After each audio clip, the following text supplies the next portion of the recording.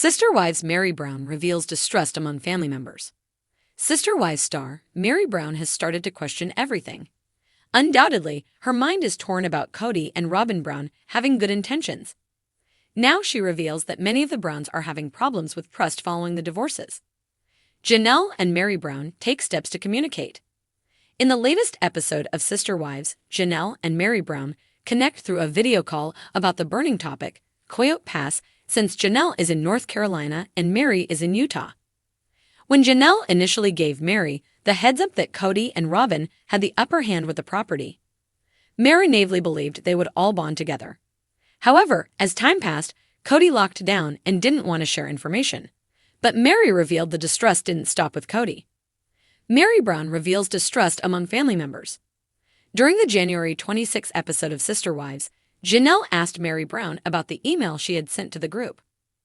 Meri sent the email to open the conversation about Coyote Pass. However, as the email exchange went back and forth, Meri recalls Cody made the decision he would sell the land. He indicated he was enlisting a realtor to assist. Upon hearing Cody thought he had the right to make the decision, Meri asserted during the chat she disagreed with his idea.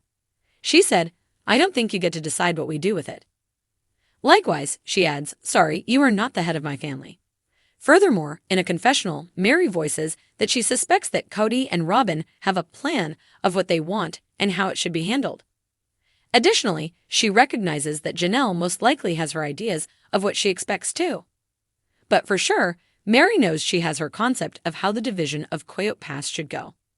Then, Meri adds, "And none of us are talking to each other because none of us trust each other." Sadly, Meri said it is easy to question if Cody and Robin's reason for the legal divorce was just for the adoption of Dayton, Aurora, and Brianna Brown. However, she tries to remember she had the right intentions. Facing the issue. Although Sister Wives stars Janelle and Meri Brown aren't very close to each other, they understand the discussions need to be had. However, Cody seems to be avoiding dealing with the issues and his nagging ex-wives. But hesitantly, both Meri and Janelle admit they have lawyers to help them. Janelle says she needs someone pushing my interests. Meri confesses, "There's been a lot of confusion surrounding the way things have been done in the family, the way that Cody is with me and has been with me for many, many years." Further breaching the subject, "So I think that's why I'm going to get a lawyer to help me through this process." As the ladies talk, they have their suspicions that Cody is doing what is good for all parties. Notably, Meri Brown says that she has taken a back seat for many years, not wanting to ruffle feathers. Admittedly, she says she didn't push during many issues. However, she is going to now. Both Meri and Janelle reveal they are in discussions with law firms. Meri added a date in the email for the family to align. But now without adherence, it is time to take legal action. Time will tell how they sort through the disagreement on who paid for the land.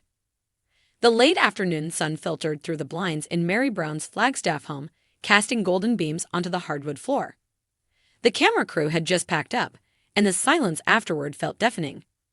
With her arms folded tightly across her chest, Meri stared out the window, her mind spinning with thoughts she could no longer contain. It wasn't just about Cody anymore. It hadn't been for years. She walked into the kitchen, poured herself a cup of tea, and sat down at the small round table, the same one where so many tense conversations had taken place, some filmed, some not. She pulled out her phone and opened the Notes app. Maybe she couldn't say it all on camera, but she could at least write it down.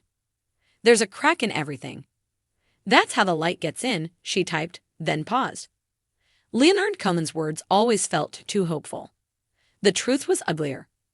She had spent years biting her tongue, hoping for harmony, hoping to be included, only to find herself at the periphery of a family that was always shifting, always choosing sides.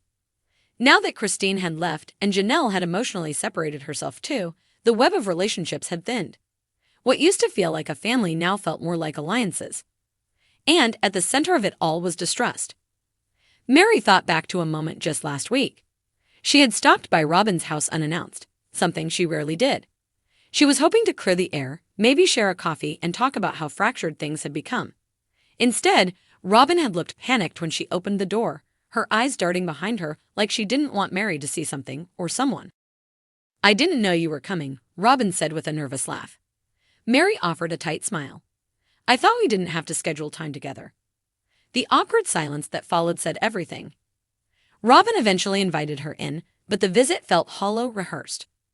A weird energy clung to the air, like someone had just left in a hurry. And later that night, Meri saw a post on social media, a family dinner. Cody, Robin, and her kids. No invite, no mention. That was when Meri stopped assuming it was an oversight. She stirred her tea slowly, watching the swirl of steam fade. The truth had a way of revealing itself in small, undeniable moments. She had once trusted Janelle, thought of her as a sister in the truest sense. But now even that connection felt frayed. Janelle had grown close to Cristin over the past few years, their shared frustrations with Cody forging a bond. Meri was happy for them. She was. But she couldn't help but feel left out of even their breakaway group. Meri stays out of it, Janelle had said once during filming, in an attempt to be diplomatic. But to Meri, it had sounded like a dismissal. She sipped her tea again, bitter. The family had once preached unity, faith, and shared purpose. But these days, everyone was guarding their corners. Robin clung to Cody. Cristin built a new life with David, finally glowing in a way Meri had never seen before. Janelle focused on her children, especially since the loss of Garrison. And Meri? She existed in the in-between, neither fully in nor out. "I don't trust the family anymore," Meri whispered aloud, startled by the sound of her own voice. It wasn't about betrayals with a capital B, it was about the accumulation of whispers behind closed doors, the family texts she never received, the cold glances masked as indifference. It was about Cody saying, "We never really had a marriage," as if erasing decades together made things cleaner, easier. But life wasn't easy. It wasn't clean. The distrust had crept in like smoke under a door, subtle at first, then suffocating. She had always believed that being the first wife meant something. That it gave her a voice, a place, a legacy. But in the hierarchy of the Brown family now, Meri felt like a footnote. And yet, despite it all, she stayed, not for Cody, not for Robin, not for anyone else but herself. Staying had become a quiet rebellion, a way to reclaim her own space without asking for permission. She thought back to a recent therapy session, something she hadn't told the cameras about. "I think I still want their love," she admitted to the therapist, voice cracking.